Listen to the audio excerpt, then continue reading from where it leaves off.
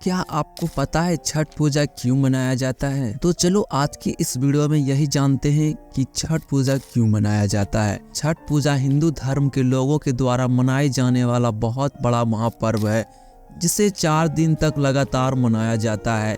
छठ पूजा बिहार की सांस्कृतिक है, यहाँ के लोगों की भावना है। इस पर्व का इंतजार साल भर तक सभी बिहारी लोग करते हैं। यह पर्व न केवल बिहार में बल्कि झारखंड, पश्चिम बंगाल, नेपाल के तराई क्षेत्र एवं पूर्वी उत्तर प्रदेश में भी मनाया जाता है। कहते हैं इस त्योहार को न केवल हिंदू बल्कि इस्लाम सहित अन्य धर्म के लोग भी मनाते हुए देखे जाते हैं।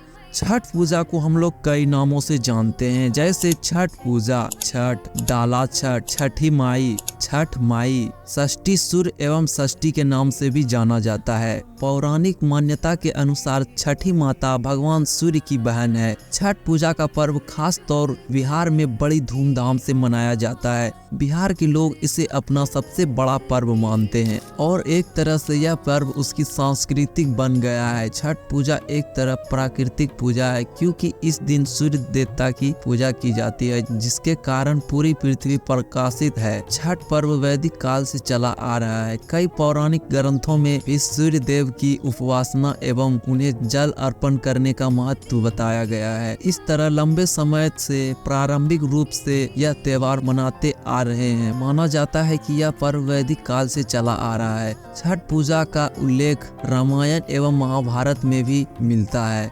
अर्थात यह पर्व रामायण काल एवं महाभारत काल से चला आ रहा है। महाभारत काल की मान्यता के अनुसार छठ पूजा की शुरुआत महाभारत काल से ही हुई थी।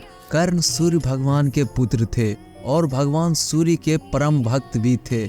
माना जाता है कि कर्ण प्रतिदिन कई घंटे तक आधी कमर तक पानी में खड़े होकर सूर्य को अर्घ देते थे और भगवान सूर्य के आशीर्वाद से ही वे महान योद्धा बने थे।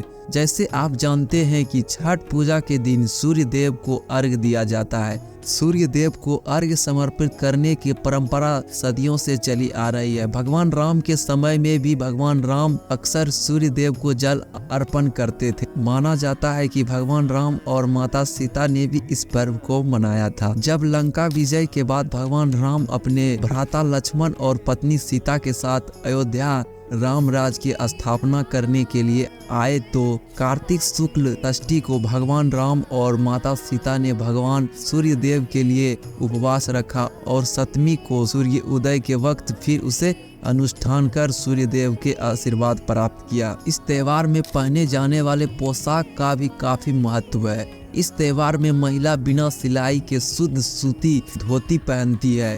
पुरुष भी पीला धोती पहन के पूजा करते हैं। यह पर्व काफी कठिन पर्व होता है, क्योंकि इससे जुड़ी काफी सारे नियम होते हैं जिसका पालन करना होता है। इस पर्व के दौरान सभी लोग को काफी सचेत रहना पड़ता है। यदि कुछ भी भूल हुई तो इसका नकारात्मक प्रभाव परिवार के लोगों पर पड़ता है, इसलिए इस त्योहार को सोच समझ कर किया जाता है।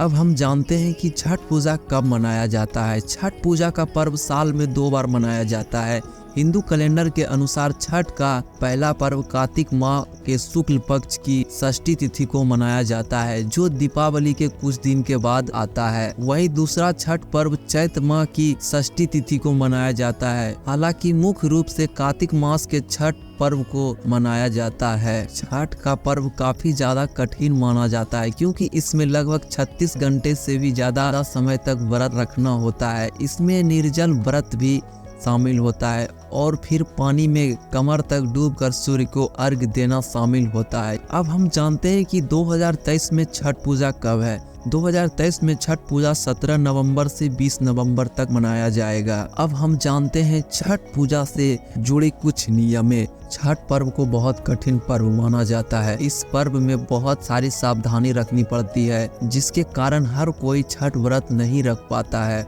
इस पर्व में चारों तरफ साफ सफाई का ध्यान रखा जाता है। इस पर्व में यदि सावधानी न बरती तो इसका नकारात्मक प्रभाव परिवार के सदस्य पर पड़ता है। इसलिए इस पर्व की खास तैयारी में कई नियमें जुड़े हुए हैं। घर में जो सदस्य छठ का व्रत रखता है उसे बिस्तर पर सोने से भी वर्जित माना जाता है। वह जमीन पर ही सोता है। पूजा वाले कमरे में वह आसन लगाकर सो सकता है। छठ पर्व के दौरान घर का वातावरण भी शुद्ध एवं शांत शांत रखना चाहिए, एक दूसरे के कलहन नहीं करना चाहिए और न ही गंदगी फैलानी चाहिए। इस पर्व में सात्विक खाना ही बनाया जाता है, यहाँ तक कि भूल से भी खाना बनाते हुए हाथ में नमक नहीं छूना चाहिए। इतना ही नहीं बल्कि इस पर्व के दौरान कभी भी स्टील या शीशे की बर्तन का प्रयोग नहीं किया जाता है। छठ पर्व में सूर्य अस्त्र एवं सूर्य उदय के समय सूर्य भगवान को अर्घ्य देने के लिए केवल तांबे के पात्र का ही प्रयोग किया जाता है। छठ के पर्व में जो प्रसाद बनाया जाता है उसकी शुद्धता का विशेष ध्यान रखा जाता है। कभी भी छठ मैया के लिए प्रसाद पहले से इस्तेमाल किए गए चूल्हा या स्टोव पर नहीं बनाया जाता है, इसके लिए नए चूल्हा का प्रयोग किया जाता है। इस पर्व में ज्यादातर लोग मिट्टी से बने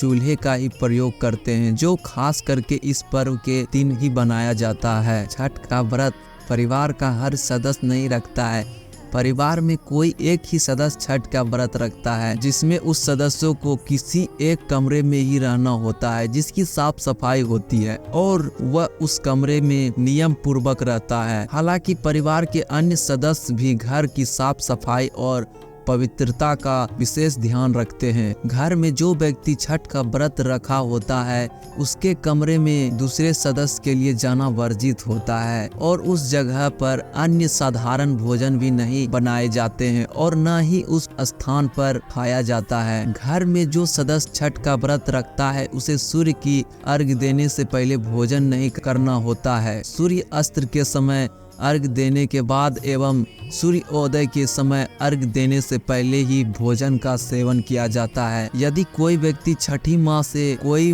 मनोकामना मांगता है और वह मनोकामना पूरी हो जाता है तो विशेष पूजा जरूर करना चाहिए। यदि वह ऐसा नहीं करता तो उसे बहुत बड़े रोग का शिकार होना पड़ता है। छठ पर्व के 4 दिन तक मांसाहार तो दूर, लोगों को प्याज और लहसुन का भी प्रयोग नहीं करना चाहिए। यहाँ तक कि फल भी खाना वर्जित माना जाता है, क्योंकि फल का प्रयोग छठी माई के प्रसाद के रूप में किया जाता है, इसलिए 4 दिन तक लोग फल का भी सेवन नहीं करते हैं। छठ पर्व के दौरान हर किसी को शाकाहार अपनाना होता है, यहाँ तक कि पूरे कार्तिक महीने में बहुत लोग मांसाहारी भोजन का सेवन नहीं करते हैं, लेकिन खास करके छठ पर्व के दौरान तो बिल्कुल भी मांसाहारी भोजन का सेवन नहीं करना चाहिए और न ही मदिरे का सेवन करना चाहिए। अब हम जानते हैं कि छठ का पर्व कैसे मनाया जाता है। बिहार का महापर्व छठ पूजा आमतौर 4 दिनों तक मनाया जाता है, जिसमें पहला दिन नहाय खाए का होता है और दूसरा दिन लोहंडा या जिसे खरना भी कहा जाता है, तीसरा दिन संध्या काल का अर्घ्य का समय होता है और चौथा दिन उषा अर्घ्य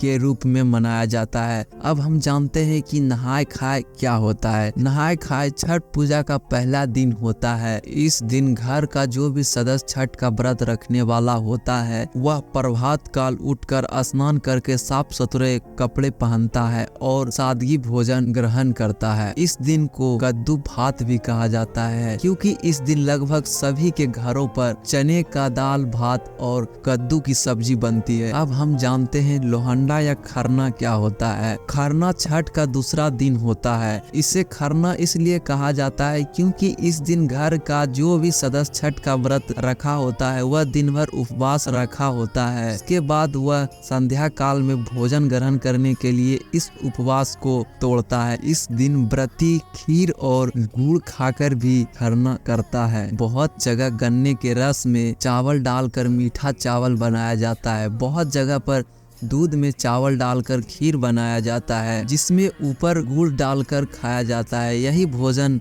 लगभग घरों में अन्य सदस्य भी प्रसाद स्वरूप ग्रहण करता है, लेकिन सबसे पहले यह भोजन छठ का पर्व रखने वाला व्रती ग्रहण करता है। अब हम जानते हैं कि पहला अर्घ के दिन क्या होता है। पहला अर्घ के दिन यह छठ का तीसरा दिन होता है। इस दिन सूर्य देव को पहला अर्घ दिया जाता है, जो संध्या काल में डूबते सूरज को अर्पण किया जाता है। इस दिन पूरे दिन भर काफी चहल पहल रहती है, क्योंकि इस दिन सभी के घर पर घाट पर ले जाने के लिए डलिया तैयार किया जाता है। इस डलिये में विभिन्न प्रकार के फल फूल, नारियल पानी, फल, सेब, केला, ठेकुआ, लड्डू रखा जाता है। उसके बाद घर का पूरा सदस्य नए कपड़े पहनकर तैयार हो जाता है। उसके बाद वे सभी यहाँ तक कि गांव के सभी अन्य सदस्य अपने अपने घरों से छठी माई का डलिया को उठाकर घाट की ओर बढ़ते हैं और गीत गाते हैं। इस दिन यदि कोई मान्यता रखा होता है या फिर वह मान्यता रखने वाला होता है तो वह व्रती छठ घाट तक हर कदम पर सोते हुए एक अर्ध रेखा बनाकर जाता है, जिसे दंड देना भी बोला जाता है। घाट पर पहुंचने के बाद सभी लोग घाट के चारों ओर डलिया को रख देते हैं और फिर व्रती घाट के पानी में आधा डूबकर अगरबत्ती जलाती है और फिर सूर्य देव की पूजा करते हुए सूर्य देव को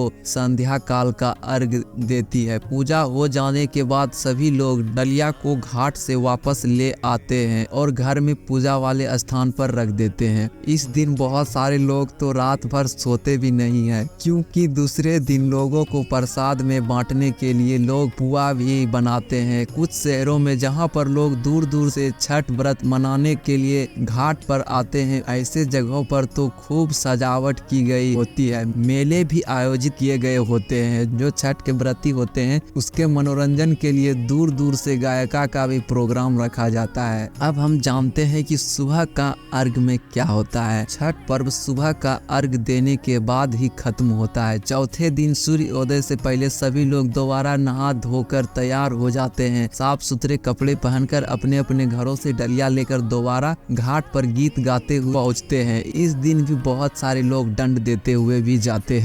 घाट पहुंचने के बाद बिल्कुल तीसरे दिन की तरह छठ व्रती तालाब में कमर भर डूबकर सूर्योदय का समय भगवान सूर्य को जल अर्पण करती है और अपनी मनोकामना पूरी करने की प्रार्थना करती है। उसके बाद डलिया की भी पूजा की जाती है। पूजा पाठ हो जाने के बाद लोग दोबारा अपने अपने घर आते हैं, जहां पर डलिया को खोला जाता है और प्रसाद का आदान प्रदान किया जाता है। इस दिन व्रत रखने वाली व्रती भी प्रसाद खाने के बाद अपने व्रत को समाप्त करती है। उनका व्रत लगभग 36 घंटे से भी अधिक समय का होता है, इसलिए इस पर्व को काफी कठिन पर्व माना जाता है। इस दिन तो लोगों की यह मान्यता होती है कि आसपास के जिन गांव में छठ का पर्व नहीं मनाया जाता है वहां तक एवं अपने रिश्तेदार के घरों में प्रसाद को पहुंचाना होता है। कहते हैं इस दिन जितना ज्यादा छठ का प्रसाद वितरण किया जाता है उतना अच्छा होता है। यदि कोई छठ का प्रसाद लेने से मना करता है तो छठी माई नाराज हो जाती है और उसका नकारात्मक प्रभाव देखने के लिए मिलता है। इसलिए इस दिन भूलकर भी कोई छठ प्रसाद खाने से मना नहीं करता है। यहाँ तक कि जिनके यहाँ नहीं होता है वो लोग छठ का प्रसाद मांग कर ग्रहण करते हैं। तो इस तरीका से छठ के पर्व को मनाया जाता है। हमें उम्मीद है कि आज का यह वीडियो आपके लिए जानकारी पूर्वक रहा होगा। यदि यह वीडियो आपको पसंद आया तो इस वीडियो को अपने दोस्तों के साथ शेयर जरूर करें और ऐसे ही नए वीडियो को देखने के लिए वीडियो को लाइक करें और चैनल को भी सब्सक्राइब जरूर करें। Thank you.